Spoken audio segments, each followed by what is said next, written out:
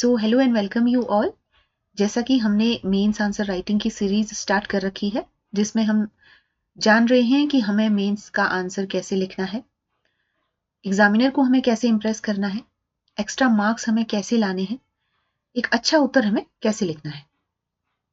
देखिए दोस्तों, मेंस में प्रॉब्लम ये नहीं होती है कि हमें आंसर नहीं आता, लेकिन प्रॉब्लम ये होती है कि आंसर को हम शुरू कैसे करें। अब एक बात पे आप जरूर ध्यान रखिएगा कि यूपीएससी या स्टेट पीसीएस जो भी आप एग्जाम दे रहे हैं, तो उनके जो एग्जामिनर्स होते हैं वो बहुत बिजी होते हैं। जो भी आपकी कॉपी चेक करेंगे वो बहुत बिजी इंसान है, तो वो आपके लिए एक्स्ट्रा टाइम नहीं निकालेगा। तो आपको 3 से 4 लाइन में ही ये साबित करना होता है कि हाँ, मुझे सवाल समझ में आया है, और यही काम आपका इंट्रो करता है। तो आज की वीडियो में हम यही देखने वाले हैं कि हमें अपने आंसर की शुरुआत कैसे करनी है, हमें एक अच्छा इंट्रोडक्शन कैसे लिखना है। क्योंकि आप यूपीएससी या स्टेट पीसीएस जैसे एग्जाम्स दे रहे हैं, तो वहां आपके इंट्रोडक्शन की बहुत बड़ी भूमिका होती है। अब बहुत से लोग हैं जो मेंस आंसर राइटिंग लिखते समय बहुत ज्यादा स्ट्रगल करते हैं, खास करके इंट्रो में। उन्हें ये पता ही नहीं होता है कि इंट्रोडक्शन हमें शुरू कैसे करना है। तो वो जैसे ही क्वेश्चन पढ़ने लगते हैं, उन्हें क्वेश्चन समझ में भी आ जाता है, लेकिन पेन हाथ में लेते ही उनके दिमाग में यही चलता रहता है कि यार शुरू कैसे करूं। और उसके बाद क्या करते हैं, जो भी उनके मन में आता है वही 2-3 लाइनें वो लिख देते हैं।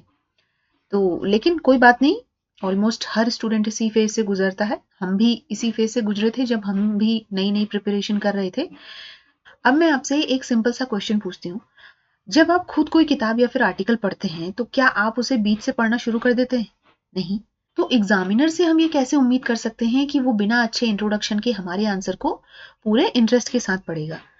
और बहुत से लोगों में ये गलतफहमी होती है, उनको ये लगता है कि बस इंट्रोडक्शन एक फॉर्मल चीज होती है, मार्क्स तो असल में बॉडी से मिलते हैं।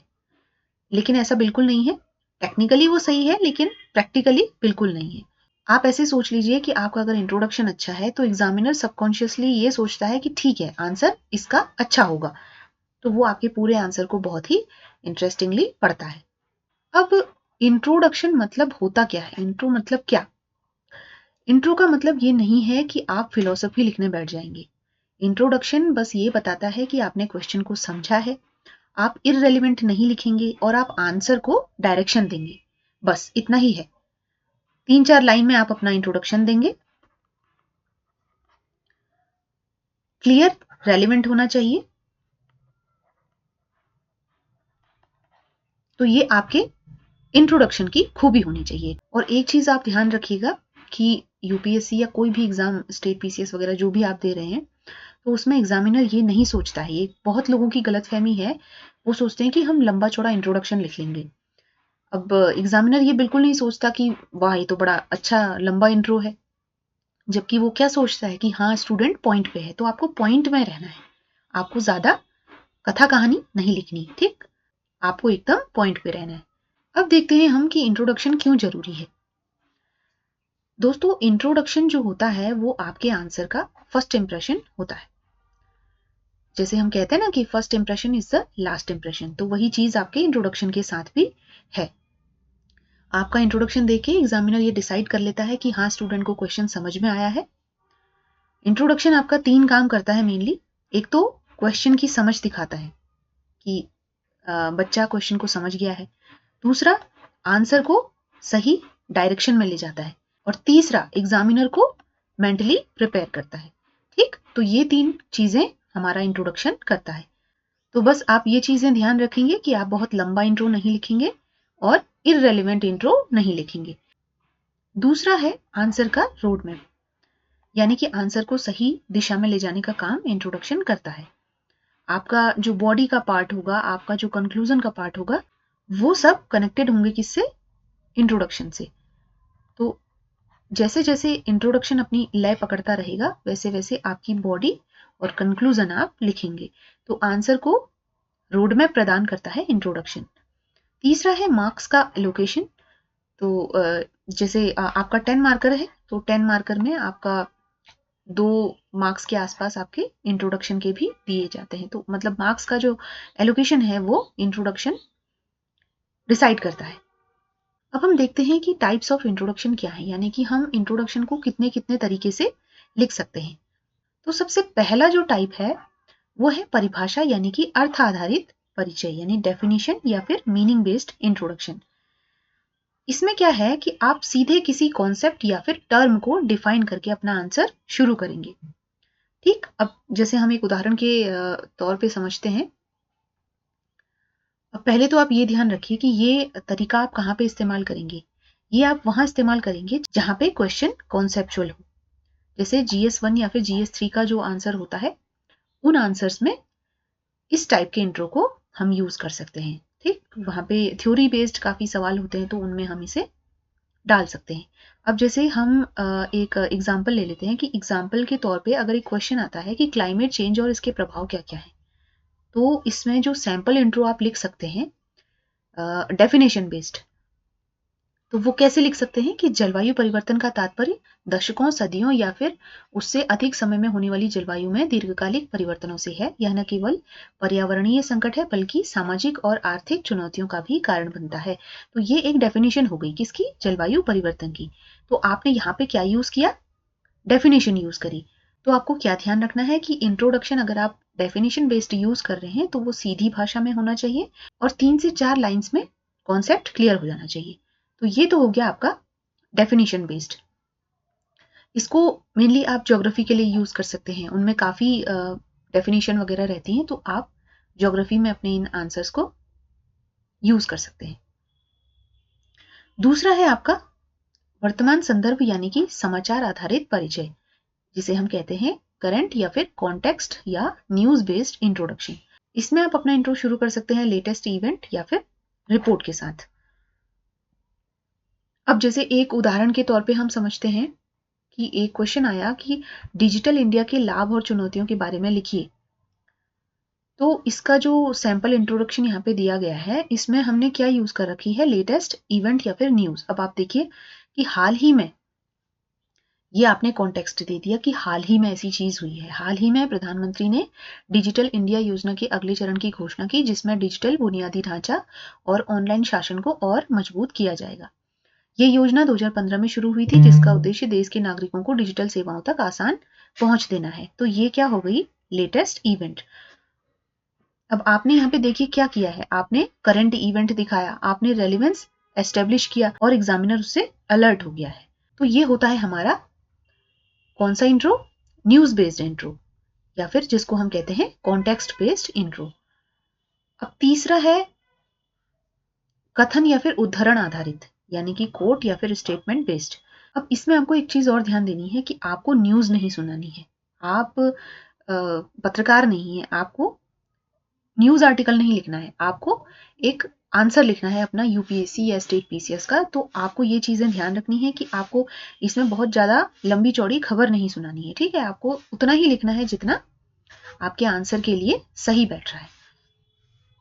अब तीसरे इंट्रो की हम बात करें तो उसमें क्या है कि कोटेशन या फिर स्टेटमेंट बेस्ड इंट्रोडक्शन है, जिसमें आप क्या यूज कर सकते हैं, रेप्यूटेड पर्सनैलिटी या फिर रिपोर्ट के कोट से शुरू कर सकते हैं। अब मेनली इसमें क्या होता है, जो बड़ी बड़ी संस्थाएं होती हैं जो रिपोर्ट वगैरह पब्लिश करती रहती हैं, जैसे आपने यूएन एक संस्था है उसकी रिपोर्ट्स आती हैं, आईपीसीसी है उसकी रिपोर्ट्स आती हैं, आपका AQI से रिलेटेड न्यूज आती रहती हैं जो रिपोर्ट के फॉर्म में होती है। तो आप क्या कर सकते हैं, उन रिपोर्ट्स को अपने आंसर में यूज कर सकते हैं इंट्रोडक्शन में। तो अब जैसे देखेंगे हम एग्जाम्पल क्वेश्चन, अर्बनाइजेशन के लाभ और चुनौतियां क्या क्या हैं। तो इसमें आप अपने सैंपल इंट्रो में यही लिख सकते हैं कि जैसा कि संयुक्त राष्ट्र आवास रिपोर्ट 2020 में कहा गया है कि शहरीकरण अवसर और चुनौती दोनों है। शहरीकरण समाज और अर्थव्यवस्था के लिए अवसर प्रदान करता है, जैसे रोजगार और बुनियादी ढांचे का विकास, लेकिन इसके साथ समस्याएं जैसे आवास की कमी, यातायात जाम और प्रदूषण भी जुड़ी हैं। तो ये हो गया आपका रिपोर्ट बेस्ड। आपने किसकी रिपोर्ट दे दी, संयुक्त राष्ट्र आवास। ठीक, तो ये रिपोर्ट पहले तो आपकी ऑथेंटिक होनी चाहिए, सच्ची होनी चाहिए, मतलब आप अपने मन से कोई रिपोर्ट ना लिखें। गलत आंकड़े अगर आप देंगे तो उससे क्या होगी, आपकी नेगेटिव मार्किंग होगी। और बहुत ज्यादा डेटा आप ना लिखें, उससे कंफ्यूजन बढ़ता है। स्पष्ट, छोटा, आंकड़ा आधारित आपका इंट्रो होना चाहिए। तो उससे होता क्या है, इससे होता यह है कि एग्जामिनर को लगता है कि स्टूडेंट हमारा इन्फॉर्म्ड है इन चीजों को लेके। अब चौथा इंट्रोडक्शन होता है आंकड़ा या फिर तथ्य आधारित परिचय, यानी कि स्टैटिस्टिक्स या फिर फैक्ट बेस्ड इंट्रो, जिसमें हम क्या करते हैं, डेटा या फिर स्टैटिस्टिक्स से इंट्रोडक्शन देते हैं। अब ये किस तरह का इंट्रोडक्शन होता है, जैसे एग्जाम्पल के लिए हम देखते हैं कि एयर पोल्यूशन इन इंडिया, इससे रिलेटेड कुछ अगर क्वेश्चन आता है तो इसके सैंपल में हम डेटा क्या दे सकते हैं, या कोई स्टैट हमारे पास है तो हम वो क्या दे सकते हैं। तो उसमें आप लिख सकते हैं कि भारत में लगभग 21 शहर WHO के अनुसार दुनिया के सबसे प्रदूषित शहरों में शामिल हैं। हर साल वायु प्रदूषण के कारण लगभग 12 लाख समय पूर्व मृत्यु होती है। तो ये क्या हो गया, आपका एक डेटा आधारित इंट्रोडक्शन हो गया। इसमें आपने क्या दिया है, देखिए आपने WHO का डेटा दिया है कि उसके अनुसार ये चीजें हैं, तो आपका स्टैट यहाँ पे बहुत मजबूत हो जाता है क्योंकि आपने इसका नाम लिख दिया। ठीक, तो इससे क्या होता है कि आपके इंट्रोडक्शन में बहुत दम आ जाता है। तो आप इन चीजों को अपने आंसर में यूज कर सकते हैं, अपने इंट्रोडक्शन में लिख सकते हैं। अब अगला जो तरीका है वो है एनालिटिकल या फिर प्रॉब्लम स्टेटमेंट बेस्ड इंट्रोडक्शन। अब इसमें हम क्या कर सकते हैं कि किसी प्रॉब्लम या स्टेटमेंट को इंट्रोडक्शन में अपने डाल सकते हैं। जैसे कोई इश्यू को हम अपने कॉन्टेक्स्ट में डाल के शुरू कर सकते हैं। जैसे मान लिया एग्जाम्पल के तौर पे भारत में जल संकट पे क्वेश्चन आया, तो उसमें आप लिखेंगे कि भारत में तेजी से बढ़ती जनसंख्या, शहरीकरण और जलवायु परिवर्तन के कारण जल संकट एक गंभीर चुनौती बन चुका है। लगभग 60 करोड़ लोग जल संकट वाले क्षेत्रों में रहते हैं और कृषि क्षेत्र पर इसका गंभीर प्रभाव पड़ता है। भूजल का दोहन, सिंचाई में अक्षम प्रथाएं और दूषित जल स्रोत समस्या को और बढ़ाते हैं। तो ये क्या हो गया आपका एनालिटिकल बेस्ड, क्योंकि आपने यहाँ पे इश्यू को अपने कॉन्टेक्स्ट में डाल रखा है। आपने इशू ये बताया कि भाई जनसंख्या है, शहरीकरण है, जलवायु परिवर्तन है, तो इसके कारण क्या हो रहा है, जल संकट बढ़ रहा है भारत में, और उसके कारण क्या क्या प्रभाव पड़ रहे हैं वो भी आपने छोटा सा लिख दिया। तो इससे क्या हो गया, एग्जामिनर को ये पता लग गया कि आप क्या चीज यूज कर रहे हैं अपने इंट्रो में, इश्यू को हाईलाइट कर रहे हैं। ठीक, अब अगला जो तरीका है वो है हिस्टोरिकल कॉन्टेक्स्ट, जिसे हम कहते हैं पृष्ठभूमि आधारित परिचय।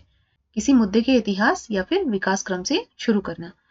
अब इसमें होता क्या है कि कोई सोसाइटी से रिलेटेड क्वेश्चन आ गया, या फिर कोई ऐसा क्वेश्चन जिसका जो रेलिवेंस है वो हिस्ट्री में भी उतना ही था जितना आज है।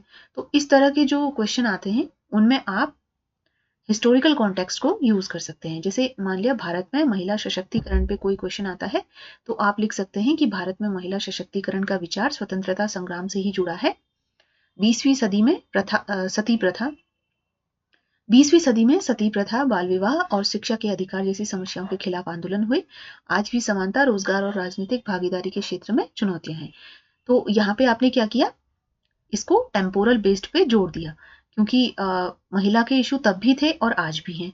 तो आपने क्या कर दिया, उन दोनों के बीच में एक ब्रिज प्रदान कर दिया। ठीक, तो जिससे क्या हो गया, वो कनेक्ट हो गया एक दूसरे से। तो आपने हिस्टोरिकल कॉन्टेक्स्ट उसका डाल दिया। तो ये तो हो गया आपका हिस्टोरिकल कॉन्टेक्स्ट। तो आप अपने आंसर में इनको यूज कर सकते हैं। अब अगला होता है सिनेरियो या फिर स्थिति आधारित इंट्रोडक्शन। अब इसमें हम क्या करते हैं कि हालिया घटनाओं पे, जैसे हमने कोई न्यूज पढ़ी और उसमें सेम सिचुएशन थी जो हम अपने क्वेश्चन में देख रहे हैं, तो हम उस चीज को अपने इंट्रोडक्शन में यूज कर सकते हैं। जैसे मौजूदा स्थिति या समस्या को सिनेरियो के रूप में चित्रित करना। जैसे हाल ही में हुई भारी वर्षा के बाद, जैसे मान लिया कोई, ये एग्जाम्पल किसका है, ये फ्लड से रिलेटेड अगर कोई क्वेश्चन आता है तो उसका उत्तर ये हो सकता है कि हाल ही में हुई भारी वर्षा के बाद बेंगलुरु के कई क्षेत्रों में सड़कों पे जलभराव हो गया और देश की सूचना प्रौद्योगिकी की राजधानी कहलाने वाला ये शहर जब बाढ़ जैसी स्थिति का सामना करता है तो केवल अत्यधिक वर्षा का परिणाम नहीं बल्कि अनियोजित शहरीकरण की गंभीर समस्या को दर्शाता है। तो इसको जैसे आप अपने निबंध में भी लिख सकते हैं। ठीक है, ये एक बहुत अच्छा इंट्रोडक्शन माना जाता है क्योंकि आप हालिया घटनाओं को अपने इंट्रोडक्शन में लिख रहे हैं। अब 8वां जो इंट्रोडक्शन है वो है कंपैरेटिव, यानी कि तुलनात्मक। अब तुलना आप वहीं पे करेंगे ना जहां पे दो चीजें दी हैं, तो तुलनात्मक आधारित इंट्रोडक्शन आपको वहीं पे यूज करने हैं जहां पे दो चीजों के बारे में उल्लेख किया गया है। जैसे आपका क्वेश्चन आता है, मान लिया कि renewable energy versus fossil fuels. अब इन दोनों का आपको तुलनात्मक अध्ययन करना है। जैसे आपको अपने इंट्रोडक्शन में ही दिखाना है कि ये दोनों अलग अलग चीजें इस तरह से हैं और इन दोनों के इम्पैक्ट इस तरह से हैं। तो जैसे आपने शॉर्ट में लिख दिया कि जहां जीवाश्म ईंधन प्रदूषण और फाइनाइट संसाधनों की समस्या उत्पन्न करते हैं, वहीं नवीकरणीय ऊर्जा पर्यावरण के अनुकूल और सस्टेनेबल है। विश्व भर में कंट्रीज नवीकरणीय ऊर्जा को बढ़ावा दे रही है। ये जहाँ पे आपका जो अगर हिंदी माध्यम के एस्पिरेंट है वो इस चीज को करेक्ट कर लीजिएगा।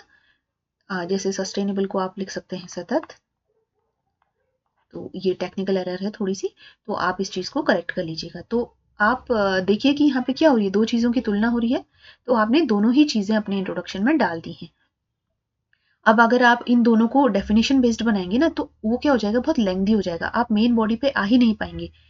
मतलब काफी टाइम आपका एक ही आंसर में लग जाएगा कि पहले आप इंट्रोडक्शन में बताने लगेंगे कि रिन्यूएबल एनर्जी क्या होती है, फिर आप बता रहे हैं कि फॉसिल फ्यूल क्या होता है। तो या तो आप दोनों को कनेक्ट कर लीजिए, या फिर कोई रिपोर्ट दे दीजिए कि जिससे दोनों क्या हो जाए, एक दूसरे से कनेक्ट हो जाए।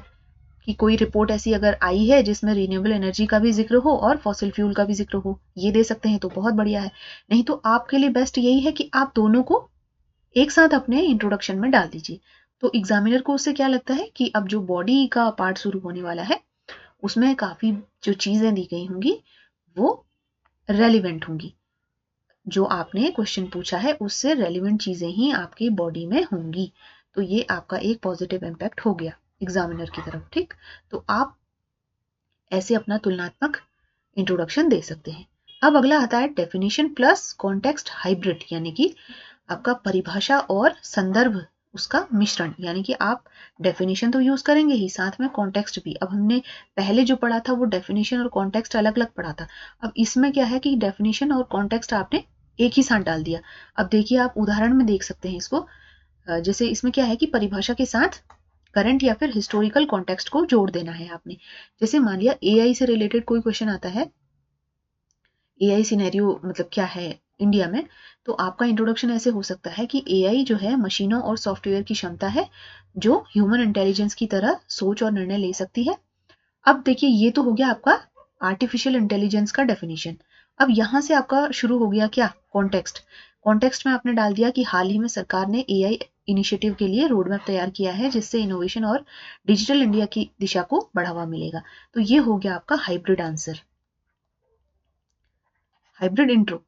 ठीक, तो हाइब्रिड इंट्रोडक्शन कैसे होता है कि आप उसमें डेफिनेशन तो डालते ही हैं, साथ में कोई हिस्टोरिकल या फिर करंट कॉन्टेक्स्ट जोड़ देते हैं। तो ये हो गया आपका हाइब्रिड इंट्रोडक्शन। अब आता है अगला फिलोसफिकल इंट्रोडक्शन। अब जैसे कि आपको नाम से ही ये समझ में आ रहा होगा, दार्शनिक दृष्टिकोण, जैसे किसी विषय को फिलोसफिकल या फिर कॉन्सेप्चुअल ढंग से शुरू करना। अब एग्जाम्पल के लिए डेमोक्रेसी इन इंडिया, इससे रिलेटेड कोई क्वेश्चन आता है तो आप अपने आंसर में क्या लिखेंगे कि लोकतंत्र केवल मतदान का अधिकार नहीं है, बल्कि यह समाज में समानता, न्याय और जवाबदेही सुनिश्चित करने की प्रक्रिया है। भारत में लोकतंत्र अपने मूल्यों और संस्थानों के माध्यम से जनता की आवाज को सशक्त बनाता है। तो ये क्या हो गया, एक दार्शनिक टाइप या फिलोसॉफिकल टाइप इंट्रोडक्शन हो गया कि आपने डेमोक्रेसी को थोड़ा सा किस तरफ मोड़ दिया, फिलोसफी की तरफ। ठीक, कि भाई मतलब लोकतंत्र की क्या क्या खूबियां हैं, इस तरह से आपने उसको थोड़ा फिलोसफी वाला रंग दे दिया। तो ये हो गया आपका दार्शनिक दृष्टिकोण। तो ये मेनली मतलब आपका ये गवर्नेंस में बहुत अच्छा यूज हो सकता है, ये आपका एथिक्स में बहुत अच्छा यूज हो जाता है इसका।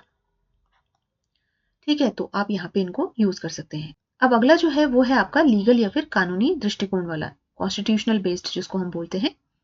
अब इसमें आप क्या करते हैं कि किसी कानून या फिर संवैधानिक प्रोविजन का उल्लेख करके अपने आंसर को शुरू करते हैं।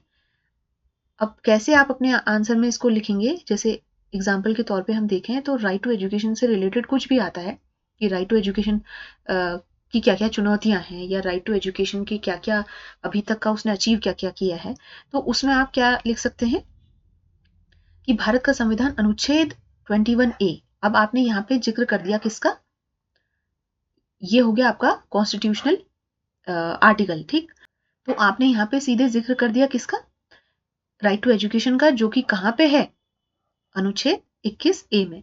तो आप कैसे लिखेंगे कि भारत का संविधान अनुच्छेद 21A के माध्यम से सभी बच्चों को मुफ्त और अनिवार्य शिक्षा का अधिकार प्रदान करता है। यह न केवल शिक्षा का अधिकार है बल्कि सामाजिक और आर्थिक समानता सुनिश्चित करने का साधन भी है। तो जितने भी GS2 में पॉलिटी से रिलेटेड जो भी क्वेश्चन आते हैं उनमें आप इसका भरपूर यूज कर सकते हैं। ठीक, आप मान लिया कोई प्रेसिडेंट से रिलेटेड सवाल आता है तो आप लिख लीजिए जो भी आर्टिकल्स उससे रिलेटेड हैं। ठीक है, मान लिया आपका पार्लियामेंट से रिलेटेड आता है तो पार्लियामेंट के लिख लीजिए आर्टिकल्स। कोई हिस्टोरिकल टाइप है कि मान लिया जैसे दल बदल कानून से रिलेटेड कोई क्वेश्चन आता है तो उसमें आप अमेंडमेंट का जिक्र कर सकते हैं। तो जो भी मतलब आपके अमेंडमेंट्स हैं, आर्टिकल्स हैं, उनको आप अपने इंट्रोडक्शन में अच्छे से यूज कर सकते हैं। ठीक, तो उसमें क्या होता है कि आपको इतना सोचना भी नहीं पड़ता क्योंकि आपको पता है कि भाई ये आर्टिकल इस टॉपिक से रिलेटेड है, और जैसे ही आप हेडिंग पढ़ेंगे, टॉपिक पढ़ेंगे तो आपको दिमाग में एकदम इंस्टेंटली क्लिक भी करेगा कि भाई ये आर्टिकल इससे रिलेटेड है, तो आपने लिखना शुरू कर दिया। आपको ज़्यादा टाइम वेस्ट भी नहीं करना होता। तो ये बहुत सिंपल और बहुत ही फैक्ट बेस्ड आंसर लगता है। ठीक है, तो आप इसको यूज कर सकते हैं। उसके बाद है आपका वैल्यू या फिर संवैधानिक मूल्य आधारित परिचय। अब इसमें आप किसी संवैधानिक या फिर मानवीय मूल्य से आंसर की शुरुआत कर सकते हैं।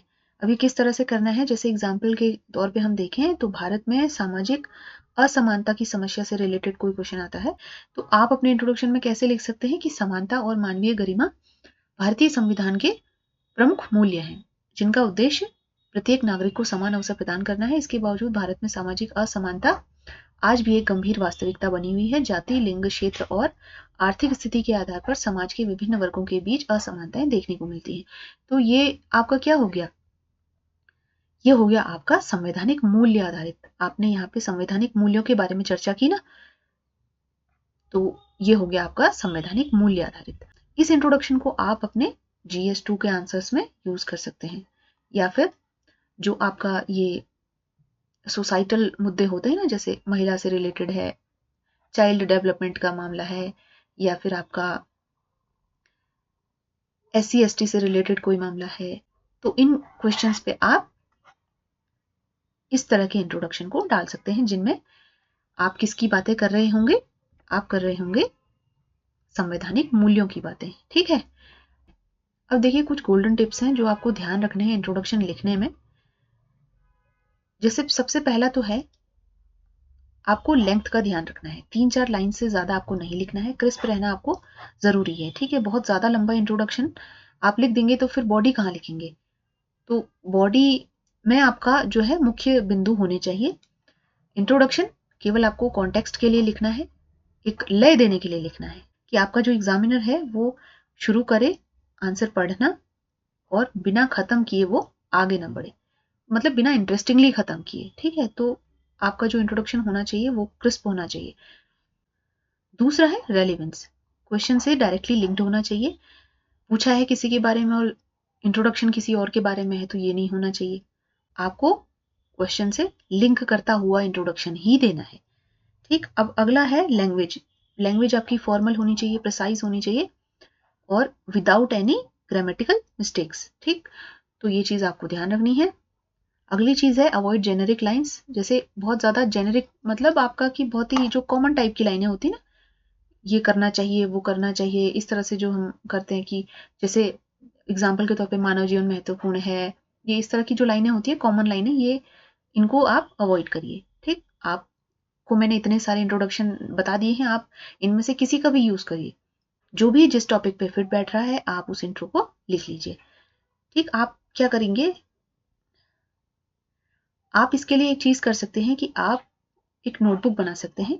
जैसे अलग अलग सब्जेक्ट की अलग अलग नोटबुक आपने बना ली, तो उसमें पतली सी नोटबुक होनी चाहिए। उसमें क्या लिखेंगे, आप सिर्फ इंट्रोडक्शन लिखेंगे। वो इंट्रोडक्शन आपके तैयार होने चाहिए। जब आप एग्जाम हॉल में जाएंगे तो आप वहां फिर सोचेंगे नहीं, क्योंकि आपको ये इंट्रोडक्शन याद होंगे। जैसे मान लिया आपने कॉन्स्टिट्यूशनल बेस्ड लिख दिए कुछ कुछ इंट्रोडक्शन, फिर आपने जैसे ज्योग्राफी के लिए है तो ज्योग्राफी में कुछ आपने डेफिनेशन बेस्ड इंट्रोडक्शन लिख दिए। तो ये जैसे ही आप वहाँ मेंस का आंसर राइटिंग करने लगेंगे ना, तो आपको ये सीधे क्लिक करने लगेंगे, तो आपको ज़्यादा टाइम वेस्ट नहीं होगा आपका, तो ये फ़ायदा होगा। तो मैंने भी अपनी तैयारी के दौरान सेम स्ट्रेटेजी अपनाई थी। नोटबुक बना ली थी पतली पतली सी सभी सब्जेक्ट्स के लिए, मतलब सभी पेपर्स के लिए।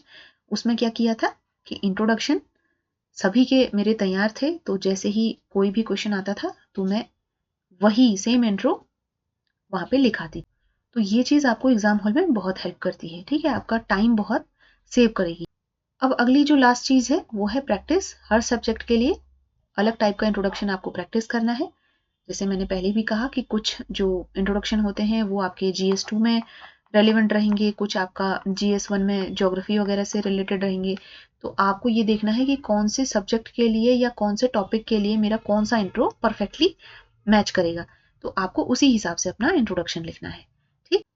तो दोस्तों, आप कोई भी एग्जाम दे रहे हो, UPSC, UKPSC, UPPCS, या फिर बहुत से बच्चे बिहार PCS वगैरह भी भरते हैं, तो आप जो भी एग्जाम दे रहे हैं जिसमें मेंस का एग्जाम होता है, तो उस एग्जाम में आपके लिए ये सब चीज़ें बहुत इंपॉर्टेंट हो जाती हैं। आपके लिए ये बहुत हेल्पफुल रहेगा कि आप अपने लिए कुछ इंट्रोज वगैरह तैयार कर लीजिए।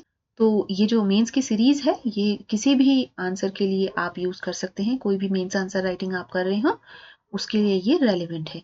बस उत्तराखंड में अगर आप तैयार कर रहे हैं तो उत्तराखंड में आप एक और चीज़ इसमें जोड़ लीजिए कि आपको क्या करना है। कोई भी उत्तराखंड से रिलेटेड अगर क्वेश्चन आता है तो उसमें उत्तराखंड से रिलेटेड कॉन्टेक्स्ट आप डाल दीजिए। अब यही चीज़ तो सेम अप्लाई हो गई वहां पे भी। आप देखिए कि जैसे अब जैसे हम यही वाला एग्जाम्पल ले लेते हैं कि स्टेटमेंट बेस्ड इंट्रोडक्शन अगर हमें उत्तराखंड के परिप्रेक्ष्य से लिखना है तो हम क्या कर सकते हैं, हम इकोनॉमिक सर्वे का उदाहरण भी तो दे सकते हैं कि इकोनॉमिक सर्वे के अनुसार ऐसा ऐसा है। जैसे हमने यहाँ पे किसका जिक्र किया था, संयुक्त राष्ट्र आवास रिपोर्ट का, तो हम यहाँ पे इकोनॉमिक सर्वे का डाल सकते हैं, उत्तराखंड का इकोनॉमिक सर्वे जो आता है। ऐसे ही आप अपने विवेक से इन चीज़ों को इस्तेमाल कर सकते हैं, ठीक है। तो बहुत ज़्यादा टफ नहीं है, बस आपको क्या सोचना उस तरह से है। अब अगर UPPCS का दे रहे हैं तो फिर वो सेम चीज़ यूपी के लिए अप्लाई हो जाती है कि आप यूपी की चीज़ें उसमें लिखेंगे। जो भी गवर्नमेंट, अगर यूपी गवर्नमेंट कोई रिपोर्ट वगैरह पब्लिश कर रही है तो आप उसका उदाहरण लिख सकते हैं उसमें, ठीक। तो कोई डेटा अगर आपके पास है तो इस तरह से आप अपने आंसर को कैसी भी सिचुएशन में मोल्ड कर सकते हैं। बस आपको बेसिक्स पता होने चाहिए, ये आपकी फाउंडेशन है। ये सब चीज़ें जो है ना, ये आपके किसी भी एग्जाम में उतने ही रेलिवेंट है जितने ये UPSC के लिए हैं, जितने ये UKPSC के लिए हैं। तो ये चीज़ें आप ध्यान में रखिए। अब ये चीज़ UPSC में कुछ अलग नहीं है, यही चीज़ें हैं वहाँ पे भी सेम चीज़ें कि आप इंट्रोडक्शन इतने तरीके से लिख सकते हैं। किसी को डेफिनेशन बेस्ड लिखना अच्छा लगता है, किसी को फैक्ट बेस्ड अच्छा लगता है।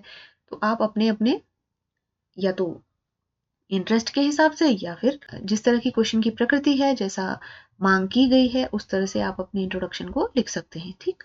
तो बहुत ज़्यादा टफ ये चीज़ नहीं है। अब आप इतने तरीके से अपने आंसर को शुरू कर सकते हैं। आई होप आपको ये हेल्पफुल हो। जब भी आप एग्जाम हॉल में बैठें तो आपका अननेसेसरी टाइम सोचने में न जाए। आप यही करिए कि आपकी पहले तैयारी यही होनी चाहिए कि आप अपने लिए कुछ इंट्रोडक्शन वगैरह तैयार करके जाइए। सबके नहीं, बस जो मतलब जैसे आपने कोई करंट अफेयर आप पढ़ रहे हैं, मंथली मैगजीन वगैरह पढ़ रहे हैं, तो उसमें ऐसी न्यूज़ जरूर होगी जो 3 से 4 महीने लगातार चल रही होगी, तो काफ़ी बड़ा मुद्दा वो होगा, तो आप उससे रिलेटेड एक अच्छा इंट्रोडक्शन तैयार कर सकते हैं। वैसे ही आप सेम ऐसे की भी तैयारी करते हैं, उसमें भी क्या करेंगे, आप इंट्रोडक्शन वगैरह 2-3 टॉपिक्स का पहले ही तैयार रखेंगे, तो उससे क्या होगा, आपका समय बहुत बचेगा, ठीक। तो दोस्तों, आज हमने देखा कि इंट्रोडक्शन क्या होता है, उसे कैसे लिखा जाता है, कितने तरीके हैं और कैसे हमें अप्लाई करने हैं, गोल्डन टिप्स हमने देखे। सो आई होप ये चीज़ें आपको समझ में आई होंगी। इसके अलावा भी अगर आपकी कोई क्वेरी है तो आप कमेंट सेक्शन में पूछ सकते हैं। फिलहाल हमारी मेंस की सीरीज चल रही है जिसमें हम मेंस के आंसर राइटिंग में सारी चीज़ें देख रहे हैं कि कैसे आंसर को लिखना है, क्या क्या चीज़ें होती हैं, एग्जामिनर को हमें इम्प्रेस कैसे करना है, अच्छे मार्क्स कैसे लेके आने हैं, इंट्रोडक्शन कैसे लिखना है, बॉडी कैसे लिखनी है। तो ये सब चीज़ें हम अपनी सीरीज़ में देखते रहेंगे आगे भी। तो स्टे कनेक्टेड, पढ़ते रहिए, सीखते रहिए। सो मिलते हैं अगली वीडियो में। Thank you, thanks for watching.